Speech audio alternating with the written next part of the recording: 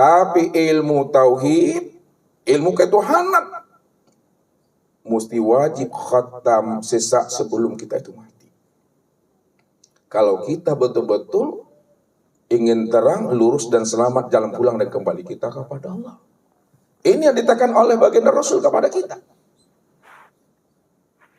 Innallaha la yanzuru bi kasratis shalah wa siyam, innama yanzuru ila khatimati amri. Sesungguhnya Allah itu tidak memandang dan tidak menilai banyaknya amal ibadah dan ketaatan yang kamu lakukan. Tapi baru Allah pandang nilai ibadah salat dan puasa yang kita kerjakan itu adalah akhir kesudahan hidup kita itu. Akhir kesudahan hidup, disitulah namanya takdir. Apakah mereka dalam keadaan husnul khotimah atau su'ul khotimah itu. Husnul khotimah atau su'ul khotimah itu yang dikatakan namanya takdir, itulah saat-saat dan detik-detik ruh itu melepaskan akan cangkangnya. Pada saat ruh itu melepaskan akan kesingnya, apakah dia telah mengenal, bermusyahadah dan bermuajahah dengan Allah, atau dia belum mengenal, berliku dan bermuajahah dengan Allah. Kalau dia telah mengenal, telah bermuajahah, berliku dengan Allah, itulah yang dikatakan namanya mati syahid. Mati syahid adalah mati yang telah mampu memandang dan menyaksikan Allah wujud dan sempurna nyata pada diri ini. Tapi orang yang tidak mampu mengenal akan kewujudan Allah yang nyata sempurna pada alam dan sempurna pada dirinya, maka inilah orang yang mati di dalam zulumat.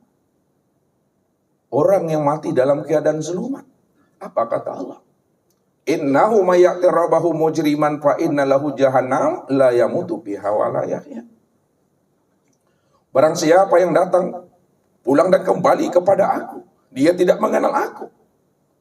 Yang memberi dia itu penglihatan dan pendengaran, hati dan rasa. Fa inna lahu jahannam, maka kami benamkan mereka itu di dalam neraka jahanam.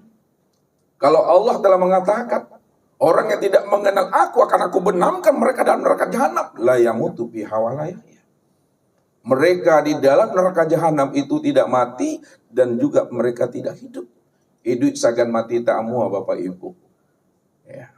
Supaya mereka merasakan azab yang sangat dahsyat yang berkekalan. Wa may ya'tihi mu'minan qad amila sholihat fa ulaika lahum darajatul ula. Tapi siapa pulang dan kembali kepada aku, dia telah mengenal aku sempurna, nyata dan wujud pada dirinya.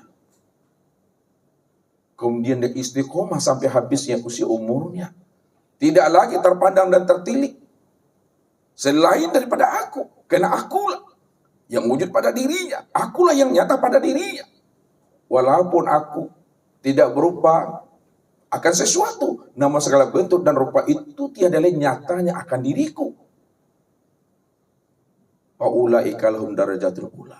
Siapa yang telah mengenal akan tahwilnya aku dengan pengenalan yang sempurna, dia mampu memandang dan menyaksikan aku dari segala bentuk dan rupa, maka aku angkat derajatnya, aku tinggikan makamnya. Dialah orang yang aku katakan sebagai hambaku. Dialah yang aku katakan sebagai Habibullah dan kekasih Allah. Jadi orang yang dikatakan Habibullah kekasih Allah adalah orang yang diakui Allah bahwa dirinya telah mengenal akan Tuhan yang zahir dan batin. Tapi kalau kita belum mengenal Allah dan mengenal sempurna zahir dan batin, maka pengakuan kita sebagai hamba itu adalah pengakuan yang penuh dengan fata morgana. Tapi apabila Allah yang telah mengakui kita ini sebagai hambanya, 1000% itu adalah hamba Allah itu. Maka di sini kita Bapak Ibu, sebelum habisnya usia umur kita ini, kita wajib untuk mencari dan menemui Allah itu. Caranya bagaimana? Untuk menemui Allah sangatlah mudah dan gampang Bapak Ibu. Ini yang diajarkan oleh orang-orang arif billah dengan perumpamaan dan kias. Supaya dengan perumpamaan dan kias itu kita mampu memahami apa makna yang tersirat di balik apa yang mereka ungkapkan. Makanya orang-orang arif billah selalu mengungkapkan ma yakhruju baina syafatain illal isharati wal iktibar. Apa yang keluar dari lisan, apa yang keluar dari bibir, maka jangan kamu hanya mampu mendengar apa yang diungkapkan, apa yang disampaikan, tapi pahamilah makna yang tersurat dan yang tersirat di balik kata yang diungkapkan itu. Kata-kata ini hanyalah menghantarkan sesuatu makna yang dituju. Maka kita mesti mampu memahami makna di balik kata yang dituju itu. Maka disinilah orang arif bila mengatakan baca alam pada diri, baca diri di dalam diri. Di dalam diri ada diri, di dalam diri ada rahasia diri. Di dalam rahasia diri itulah aku berdiri, kata Allah dengan sendirinya. Ana bi abdi zahirun rabbi bi bani abdi. Aku telah wujud, aku telah nyata pada dirimu. Wa bi anfusikum afala tubsirun, kata Allah. Rupanya untuk mencari dan menemui Allah itu sangat mudah dan gampang, Bapak Ibu. Tak payah mencari dan menemui Allah itu. Karena Allah yang pingin dirinya dikenal. Allah yang pingin dirinya itu untuk kita ketahui. Kalau Allah pingin dirinya dikenal dan untuk diketahui, tentu Allah mempermudah bagi hambanya supaya hambanya itu mampu mengenal akan dirinya. Itu kata Allah. Kuntu kanzan mahfiyan wa ahbabtu an u'rafa wa khalaqtul khalqa liya'rifani. Aku ini adalah perbendaharaan yang tersembunyi. Kenapa Allah mengutarakan akan dirinya adalah sebagai perbendaharaan tersembunyi? Karena pada saat itu belum ada sesuatu apapun, Bapak Ibu. Belum ada apa-apa. Belum ada namanya sorga, belum ada namanya aras, lu kursi dan mapus, belum ada namanya langit dan bumi. Jangankan langit, bumi, sorga dan neraka. Tuhan yang bernama dengan nama Allah pada saat itu juga belum ada. Lalu siapa yang ada? Yang ada pada saat itu adalah si Maha Ada. Namun kata-kata si Maha Ada pun juga belum ada. Berarti tidak bisa disebut. Tidak bisa dikenal, tidak bisa dianalisa. Ini yang dikatakan Allah. Hal ata alal insan hinu minad dahri lam yakun syai'an mazkura. Telah datang kepada kamu satu masa dari waktu yang tidak pernah bisa disebut. Tidak bisa diungkai, tidak bisa diceritakan. Karena ia adalah sesuatu yang kosong di dalam ketiadaan. Kosong dalam ketiadaan, itu aku. Namun aku, kata Allah, ingin dikenal. Karena aku ingin dikenal. Wa ahbatu an wa'rafa wa khalaqtul khalqa liya'rifani. Maka aku tajalikan, aku zahirkan diriku dari diriku sendiri. Aku ingin melihat diriku di luar diriku. Ketika aku ingin melihat diriku di luar diriku, maka aku tajalikanlah sesuatu itu dari diriku yang disebut namanya dengan nur. Supaya nur itu yang aku tajalikan dari diriku sendiri, supaya dia mampu mengenal aku, akulah sebenarnya yang wujud dan nyata pada dirinya. Khalaqtuka li ajli wa khalaqal alam li ajlika. Aku jadikan dirimu untuk membuktikan kenyataan dan kewujudan akan diriku. Dan aku jadikan segala yang ada ini. Tiada lain adalah untuk memandang akan kezuhiran akan dirimu sendiri. Begitu Allah membukakan rahasia dirinya. Supaya dirinya itu bisa dikenal. Tapi kenapa orang sulit untuk mengenal, memahami Tuhan? Sulitnya manusia mengenal Allah. Itu bukan karena Allahnya. Tapi sulitnya manusia mengenal Allah, itu karena gurunya. Allah tidak pernah mempersulit dirinya. Mengenal Allah itu tidak butuh birokrasi dan administrasi yang berbelit-belit. Tapi mempersulit itu guru. Guru yang tak mau membukakan tabir rahasia itu. Padahal seorang mursyid mesti mampu menghantarkan jamaahnya itu bagaimana berliqah dan bermusyahadah dengan Allah. Kalaulah seorang mursyid paham dia mesti mampu menghantarkan rohani jamaahnya kepada Allah. Lalu dia sembunyikan rahasia diri Allah kepada jamaahnya. Maka dia telah menjadikan dirinya ini adalah orang yang pertama kali akan dilemparkan nanti di dalam api neraka itu. Ini yang mesti kita utarakan. Apakah seorang guru itu mampu mengenal dan memahami bahwa murid dan jamaahnya itu besok akan mati? Kalau seorang guru dan seorang mursyid tidak mampu mengenal dan memahami bahwa besok jamaahnya akan mati, kenapa mesti kita tahan akan rahasia diri Allah itu kepada mereka? Kalau memang guru itu mampu membukakan tabir rahasia Allah itu pada dirinya. Makanya, kalaulah dia betul-betul dalam mengenal Allah, telah menyaksikan Allah, zahir dan batin, dipastikan murid dan jamaahnya mesti mampu mengenal Allah zahir dan batin. Tapi apabila gurunya belum mampu mengenal Allah zahir dan batin, juga dipastikan murid dan jamaahnya tidak akan pernah mengenal Allah. Kenapa? Karena gurunya sendiri belum mampu melihat akan Tuhan.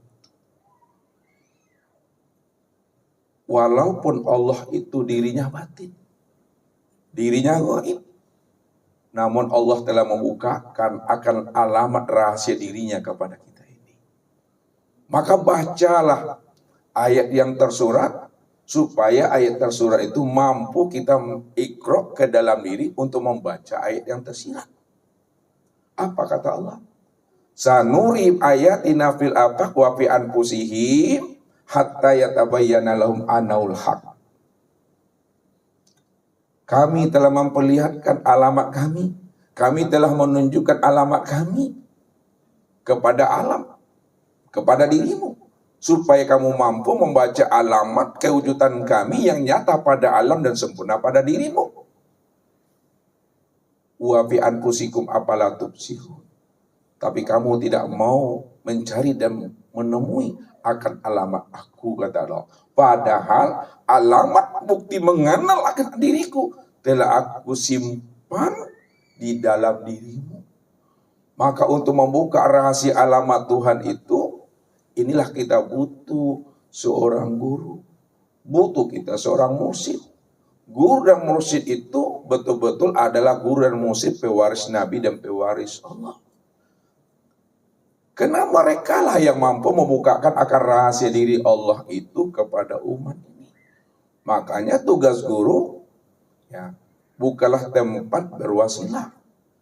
Tugas guru itu sebenarnya adalah sebagai pemegang wasilah. Apa maksudnya tugas guru itu sebagai pemegang wasilah? Karena Allah katakan apa? Wattabi' sabila man anaba ilayya. Cari dan ikutilah olehmu orang-orang yang telah tahu jalan pulang dan kembali kepada aku. Orang-orang yang telah mengenal aku zahir dan batin. Siapa mereka orang-orang yang telah tahu jalan pulang dan kembali kepada Allah zahir dan batin? Orang-orang yang telah mampu mengenal, berliqah dan bermusyahadah dengan Allah. Itulah para nabi, itulah para rasul.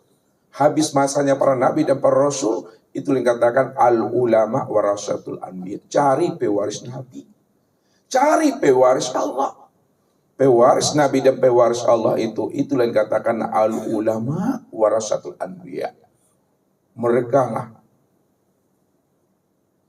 yang telah dibukakan Allah setelah Nabi dan Rasul akan rahasia dirinya ke dalam dadanya itu. Makanya dialah orang yang paling takut kepada Allah dari sekian banyak hambanya. Innama yahsallaha min ibadihi al-ulama. Sesungguhnya orang paling takut kepada Allah dari sekian banyak hambanya itu adalah al-ulama. Karena ulama itu dirinya dengan Allah itu tidak ada jarak dan batas. Tidak ada namanya sekat dan tabir. Kalau ada kita merasa berjarak, ada batas dengan Allah. Sebenarnya yang membuat jarak dan batas antara kita dengan Allah itu bukan Allahnya, tapi tiada lain adalah hatimu yang ada di dalam dadamu. Ini yang Allah ingatkan kepada kita. Wa'lamu annallaha yahulu bainal mar'i wa qalbihi wa annahu ilaihi tuhsyarun. Ketahui wahai jantung hatiku, sesungguhnya antara dirimu dengan aku tidak ada sekat, tidak ada jarak, tidak ada tabir, tidak ada tembok pemisah. Siapa yang mengatakan antara dirinya dengan aku ada jarak dan tembok pemisah, itu sebenarnya yang menjadi benteng, yang menjadi tembok itu adalah hatimu yang ada di dalam dada. Apabila hati kita ini dipermainkan, dijajah, dirantai dan dibelenggu oleh nafsu dunia dan akal fikir, maka itulah sebenarnya yang menutup ruhani kita sehingga kita tidak mampu mengenal akan menyaksikan Allah. Bukankah Allah telah membukakan rahasia dirinya kepada diri kita ini? Bahwa Allah itu amat sangat dekat kepada diri kita ini. Inilah yang ditanyakan oleh sahabat kepada baginda Rasul. Ya Rasul, apakah Allah itu jauh di langit ya Rasul, atau apakah Allah itu dekat ya Rasul? Namun Rasul, Bapak Ibu, tidak pernah memberikan jawaban dengan cara mandai-mandai. Mandai-mandai lah itu tuh Pak. Nah, ya. Makanya Nabi itu selalu menunggu wahyu dan petunjuk. Wa ma yantiqu anil hawa in huwa illa wahyu yuha. Tidaklah Nabi itu menjawab sebuah pertanyaan, berbuat sesuai dengan dorongan hawa nafsunya. Akan tetapi Nabi itu menjawab sebuah pertanyaan, berbuat, melakukan sesuatu berdasarkan wahyu yang diwahyukan Allah ke dalam dadanya. Ketika itu turunlah firman Allah untuk membukakan rahasia dirinya supaya Nabi mampu memberikan jawaban dari sebuah pertanyaan sahabatnya. Apa jawaban Tuhan? Wa iza sa'alaka ibadi anni fa inni qarib. Apabila ada hambaku dan umatmu bertanya kepada engkau Muhammad tentang aku apakah jauh atau dekat, katakanlah hai Muhammad, sesungguhnya aku itu adalah dekat. Begitu Allah menyampaikan. Kalaulah Allah itu dekat ya Rasul, dekat yang bagaimana Allah itu dengan kita? Lalu diberi jawaban oleh Allah kembali, wa nahnu aqrabu ilai min hablil warid. Aku ini lebih dekat dengan dirimu daripada dekatnya urat tengkukmu pada lehermu. Kalaulah urat leher itu dekat pada tengkuk kita dibandingkan dengan Allah, maka Allah itu Bapak Ibu lebih dekat lagi dengan diri Bapak Ibu dibanding dekatnya urat nadi itu pada tengkuk leher. Kalaulah mata hitam dan mata putih ini dekat pada mata kita, maka Allah itu lebih dekat lagi dengan diri kita dibanding dekatnya mata hitam dan mata putih ini. Kalaulah rasa dan perasaan itu dekat pada hati kita, maka Allah itu lebih dekat lagi dengan diri kita dibandingkan dekat rasa dan perasaan itu pada hati kita. Jikalaulah hidup itu betul-betul dekat dengan diri kita, Allah itu lebih dekat lagi dengan diri kita dibandingkan dekatnya hidup itu pada diri kita. Namun kenapa kita tidak mampu mengenal dan menyaksikan? Padahal Allah telah membukakan akan rahasianya. Itu disebabkan karena kolbu kita, ruhani kita masih dipermainkan oleh nafsu dunia dan akal fikir. Ketika itulah hati kita itu masih dalam keadaan mendung dan berawan. Maka wajib bagi kita untuk mencari dan menemui Allah itu dengan cara membersihkan hati kita ini. Karena hati kita ini Bapak Ibu, taubahnya sama seperti mangkok, cerek, atau teko Bapak Ibu. Nah, hati kita ini selalu mengeluarkan apa yang ada di dalamnya sebenarnya. Kalaulah namanya cerek dan teko itu diisi namanya air kopi, pas dituangkan pasti keluarnya air kopi. Kalau di dalam teko itu kita isi namanya teh, waktu dituangkan tetap keluarnya teh. Tidak mungkin kalau di dalamnya teh keluarnya kopi, tak mungkin di dalamnya kopi keluarnya teh. Hati manusia itu taubahnya seperti cerek mangkok itu. Dia selalu mengeluarkan apa yang ada di dalam dada ini. Maknanya apa? Kalau hati kita selalu kita isi, kita lumasi dengan zikir kepada Allah. Kita palukan subhanallah, alhamdulillah, Allahu akbar, la ilaha illallah, Allahu. Ketika ibu-ibu masak di dapur, tapancuy minyak angin, maka terlontarlah subhanallah, Allahu akbar. Karena dia mengeluarkan isi yang ada di dalamnya. Terpancuy dia tahu, mencurat ya. Terpecik kena minyak panasnya. Apa namanya itu ha? Aku pun tak mengerti. Kena minyak panas Bapak Ibu goreng kerupuk atau ikan kan? Tuh meledak dikit kan kena tuh. Itu bahasa ustaznya tempat cuy dia. Terpecik. Itu yang pas kali. Salam.